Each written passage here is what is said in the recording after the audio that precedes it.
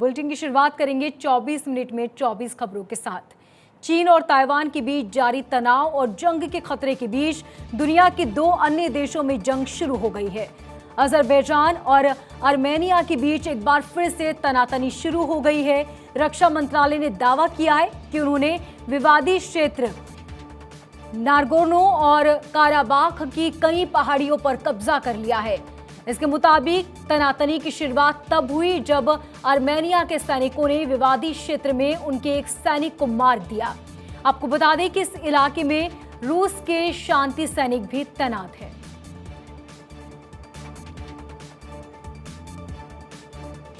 Jammu Kashmir police भर्ती घोटाले मामले में सीबीआई ने बड़ा एक्शन लिया है। सीबीआई देश भर में 33 जगहों पर छापेमारी कर रही है। ये छापेमारी जम्मू कश्मीर के एसएसबी के अध्यक्ष जहांगीर और कंट्रोलर अशोक कुमार समेत दूसरे आरोपियों की यहां चल रही है। सीबीआई की छापेमारी जम्मू की 14, श्रीनगर में 1, हरियाणा में 13, गाजियाबाद और बेंगलुरु, गुजरात के गांधीधाम में एक ठिकानों पर चल रही है। जम्मू कश्मीर में सब इंस्पेक्टर भर्ती की परीक्षा 27 मार्च 2020 को आयोजित की गई थी। इनमें 97,000 अभ्यर्थियों ने हिस्सा लिया। जम्मू कश्मीर सब इंस्पेक्टर भर्ती परीक्षा का रिजल्ट 4 जून 2022 को घोषित किया गया। इनमें 1200 अभ्यर्थी पास हुए। हालांकि परीक्षा में धांधली की शिकायत मिलने के बाद इसे रद्द कर दिया गया था।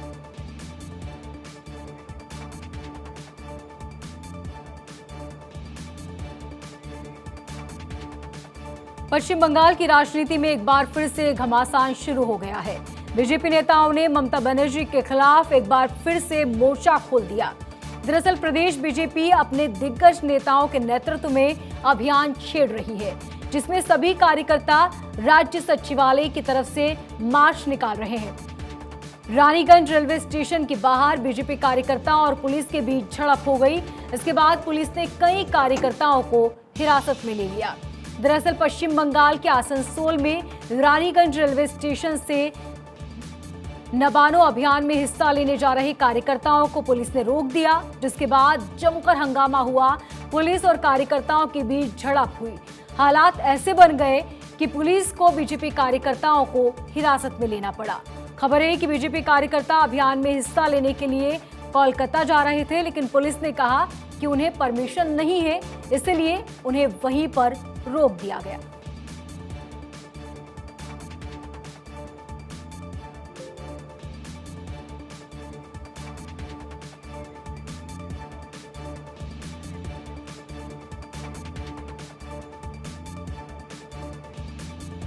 हैदराबाद के सिकंदराबाद में बड़ा हादसा हो गया। यहां पर एक इलेक्ट्रिक बाइक चार्जिंग स्टेशन में आग लग गई, जिसके ऊपर एक होटल भी था।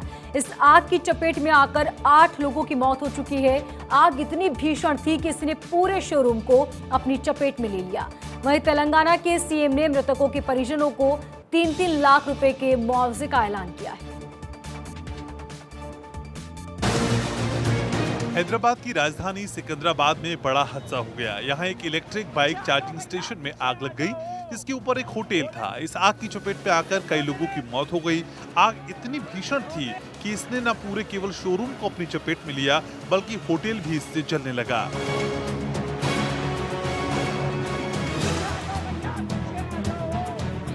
हैदराबाद के रूबी इलेक्ट्रिक स्कूटर के शोरूम में यह हादसा हुआ। ये जगह सिकंदराबाद पासपोर्ट ऑफिस के पास है, जहां शोरूम के ऊपर होटल भी है।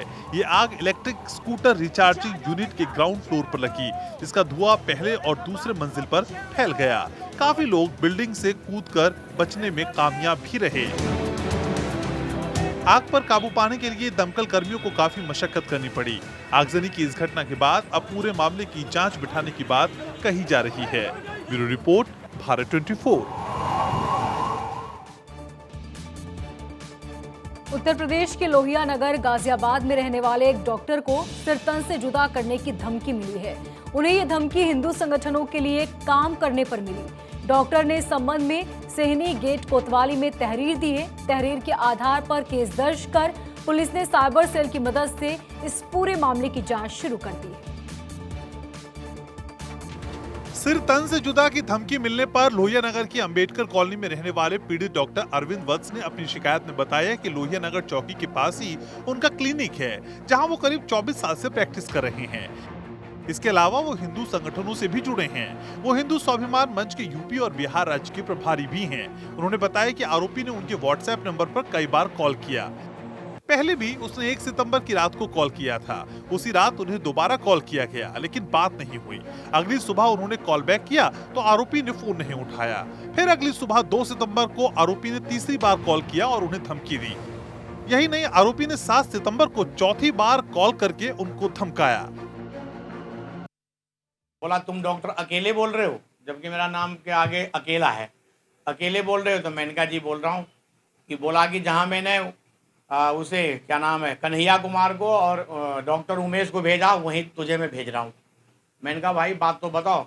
बोला कि तुम हिंदू संगठन की बहुत बात करते हो और गुस्ताखी रसूल की एक ही सज़ा, सर तन से जुदा, अल्लाह अकबर, ये कहा है। और उन्होंने कहा कि मैं फिर दोबारा कॉल आया उसका और 21 सेकंड का कॉल था।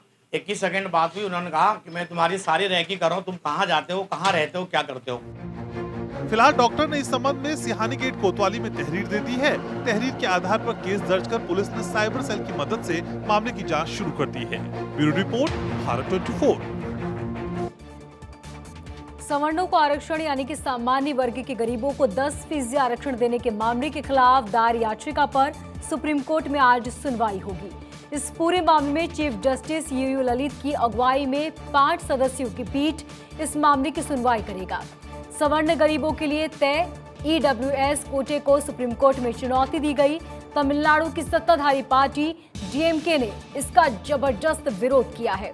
डीएमके ने सुप्रीम कोर्ट में कहा कि आर्थिक आधार पर ऊंची जातियों को आरक्षण देने का प्रावधान संवैधानिक नजरिए से की गई आरक्षण व्यवस्था का मजाक है। दिल्ली के कुतुब मीनार विवाद मामले में आज साकेत कोर्ट में सुनवाई होगी। हिंदू संगठन ने याचिका दायर की है कि कुतुब मीनार को 27 हिंदू देवताओं को मंदिरों को तोड़कर बनाया गया। इसमें पूजा करने की इजाजत दी जाए।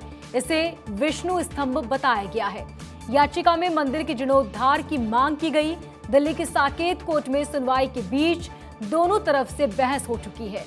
वहीं एसआई ने मंदिर होने के दावे को खारिज कर दिया है। कुतुब मीनार के मालिकाना हक को लेकर की गई याचिका में, जिस पर आज इस पूरे मामले की सुनवाई होगी।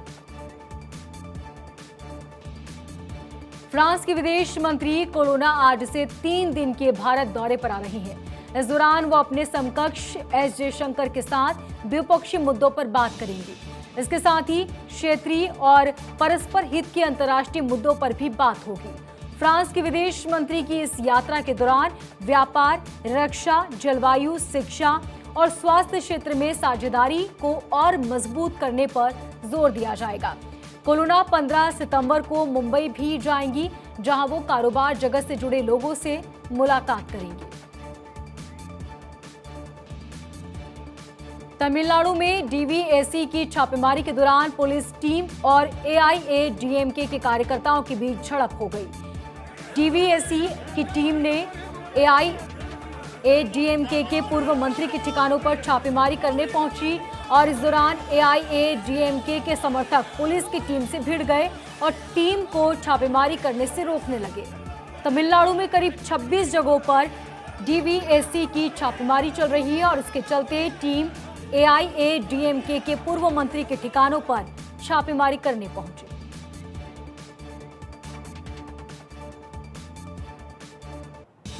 दिल्ली के मुख्यमंत्री गुजरात दौरे पर हैं। गुजरात विधानसभा चुनाव के मद्देनजर आम आदमी पार्टी चुनाव प्रचार में जुटी हुई है और इसी बीच दिल्ली के मुख्यमंत्री अरविंद केजरीवाल और गुजरात पुलिस में उस वक्त नोकझोंक हो गई जब वो ऑटो से जा रहे थे।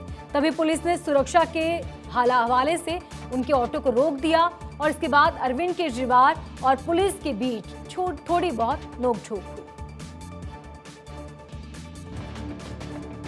गुजरात में इस साल के आखिर में विधानसभा चुनाव होने हैं। ऐसे में सभी राजनीतिक पार्टियां वोटर्स को लुभाने के लिए जोर शोर से तैयारियों में जुटी हैं। इसी कड़ी में दिल्ली के सीएम अरविंद केजरीवाल ने गुजरात के ऑटो रिक्शा चालकों की एक सभा को संबोधित किया। इस दौरान एक रिक्शा चालक ने उन्हें अपने घर डिनर का न्योता दिया, लेकिन सीएम जब रिक्शा चालक के घर जाने के लिए निकले तो गुजरात पुलिस ने उन्हें रोक लिया और इस दौरान सीएम केजरीवाल और पुलिस के बीच नोकझोंक हुई। जनता बहुत दुखी है आपके नेताओं से। हमें नहीं चाहिए आपकी सिक्योरिटी, आप ले जाइए अपनी सिक्योरिटी। हमें नहीं चाहिए, जबरदस्ती कर रहे हैं आप। आपने ऐसे कैद करके रखा हुआ है हमें। पुलिस के रोके जाने पर आम आदमी पार्टी ने बीजेपी पर निशाना साधा है। आम आदमी पार्टी ने कहा है कि बीजेपी वाले जनता के नेता को जनता के बीच जाने से डर रहे हैं। वहीं बीजेपी का कहना है कि आम आदमी पार्टी की तरफ से सीएम की सुरक्षा को लेकर मांग की गई थी और अब ये सब कुछ पब्लिसिटी के लिए ड्रामा किया जा रहा है। आपके नेता जनता में नहीं जाते हैं। Bureau report, Bharat 24। और आप जो है जनता में जाने। तमिलनाडु की कन्याकुमारी से शुरू हुई कांग्रेस की भारत जोड़ो यात्रा का आज 7वां दिन है। 150 दिन और 3,570 किलोमीटर चलने वाली ये यात्रा अभी केरल में है। राहुल गांधी के साथ 119 यात्री हर रोज 7 घंटे पैदल चलते हैं। इस दौरान वे 20 से 22 किलोमीटर की दूरी तय करते हैं। यात्रियों में 32 महिलाएं हैं।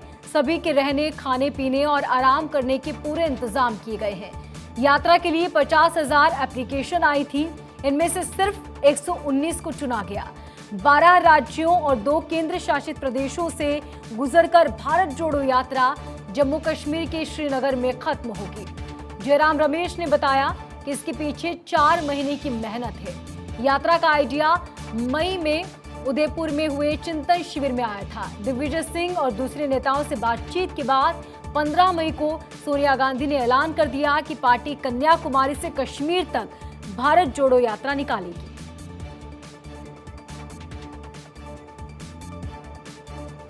पंजाब के पूर्व सीएम कैप्टन अमरिंदर सिंह ने दिल्ली में केंद्रीय गृह मंत्री अमित शाह से मुलाकात की। गृह मंत्री से लगभग 1 घंटे तक की मुलाकात हुई। कैप्टन अमरिंदर सिंह मुलाकात के बाद बाहर आए। अमित शाह से मुलाकात के बाद कैप्टन ने अपनी पार्टी का बीजेपी में विलय करने की खबरों की अटकलों को सिरे से खारिज कर दिया।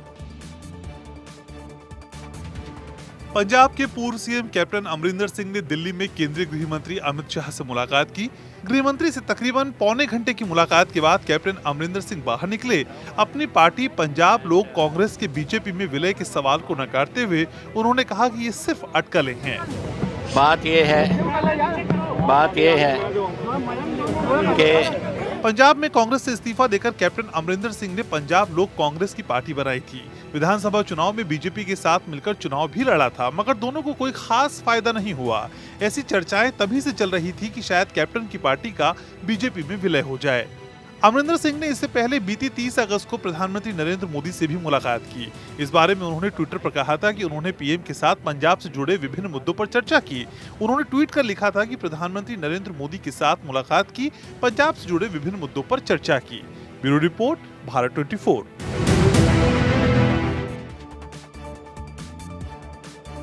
तो वहीं बिहार की राजनीति में हलचल का दौर अब भी जारी है। खबर है कि विपक्षी दलों को एकजुट करने में जुटे मुख्यमंत्री नीतीश कुमार ने अब अपने पुराने करीबियों से मिलने की तैयारी शुरू कर दी है।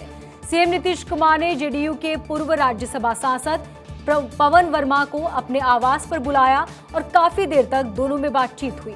नीतीश कुमार ने साल 2020 में पवन वर्मा और प्रशांत किशोर को जेडीयू से बाहर कर दिया था।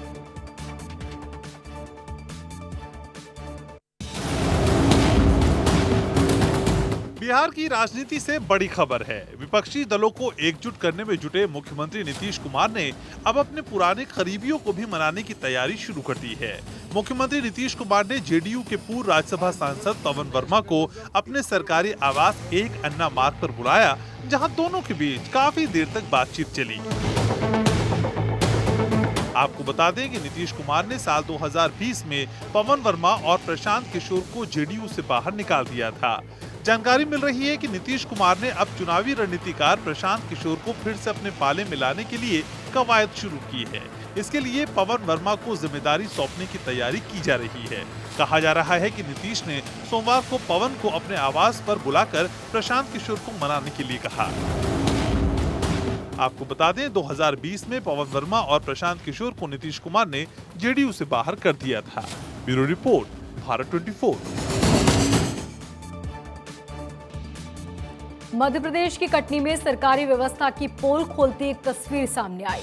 कटनी में एक सड़क हादसे में घायल युवक को लंबे समय तक एम्बुलेंस का इंतजार करना पड़ा, जिसके बाद एम्बुलेंस नहीं आई और मजबूरन जेसीबी के पंजे में उसे बैठाकर अस्पताल पहुंचाया गया। पूरे मामले का वीडियो भी सामने आया है। मध्य प्रदेश के कटनी में एक सड़क हादसे में घायल युवक को लेने एम्बुलेंस आधे घंटे तक नहीं पहुंची, जिसके बाद मजबूरन जेसीबी के पंजे में लिटाकर घायल युवक को अस्पताल ले जाना पड़ा। पूरे मामले का वीडियो भी सामने आया है, जिसमें साफ देखा जा सकता है कि किस तरह घायल युवक को जेसीबी से अस्पताल पहुंचाया गया। आपको बता दें, दुर्घटना के बाद करीब आधे घंटे तक लोग इंतजार करते रहे 108 एम्बुलेंस का, लेकिन 108 एम्बुलेंस नहीं पहुंची। तो वहां मौजूद एक निजी जेसीबी से घायल को अस्पताल पहुंचाया गया। ये नजारा जिसने भी देखा वो हैरान हो गया और किस तरीके से सरकारी व्यवस्थाएं हवा हवाई हैं इसका भी अंदाजा हो गया। बरही के खितौली रोड स्थित बाराती ढाबा के सामने दो बाइकों की आमने सामने में भिड़ंत हुई, जिसमें महेश बर्मन नाम का युवक गंभीर रूप से घायल हो गया। फिलहाल घायल युवक को अस्पताल में एडमिट कर उसका इलाज किया जा रहा है। Bureau report, Bharat 24। महाराजगंज में पुलिस और एसएसबी की टीम को बड़ी कामयाबी हाथ लगी। टीम ने भारत से नेपाल जा रहे एक नेपाली कार से 72,80,000 रुपए नेपाली करेंसी बरामद की।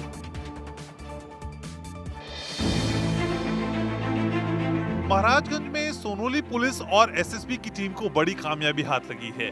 टीम ने भारत से नेपाल जा रहे एक नेपाली कार से 72,80,000 रुपए नेपाली करेंसी बरामद की है।